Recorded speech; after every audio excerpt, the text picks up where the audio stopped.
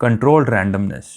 अब ये बहुत ही इंटरेस्टिंग और इम्पोर्टेंट कॉन्सेप्ट है, बिकॉज ये बताता है कि हम अपनी लाइफ की रैंडम चीज़ों को कैसे कंट्रोल कर सकते हैं।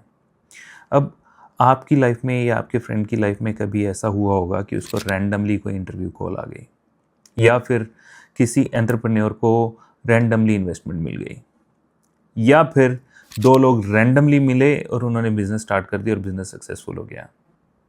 बट अगर ये सारी चीज़ें रैंडमली नहीं हुई हों तो हो सकता है कि आपने या आपके फ्रेंड ने कभी किसी ज़माने में किसी जॉब हंट वेबसाइट पे अपना सीवी डाला और वहाँ से रिक्रूटर्स ने आपका सीवी उठा लिया हो।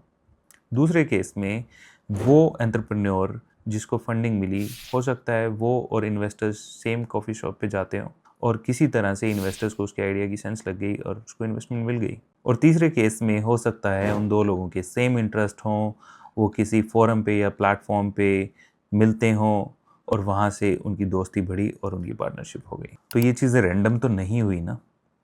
इसी तरह जब हम अपनी लाइफ में अपने रैंडम आउटकम्स को कंट्रोल करने की कोशिश करते हैं तो उसे कंट्रोल्ड रैंडमनेस कहते हैं।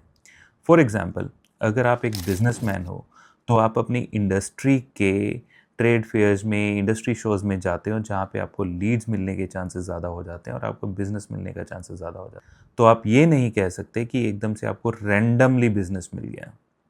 तो इस तरह के बहुत सारे एग्जाम्पल्स हैं। तो इसलिए let's try consciously to control random outcomes in our life. जय हिंद।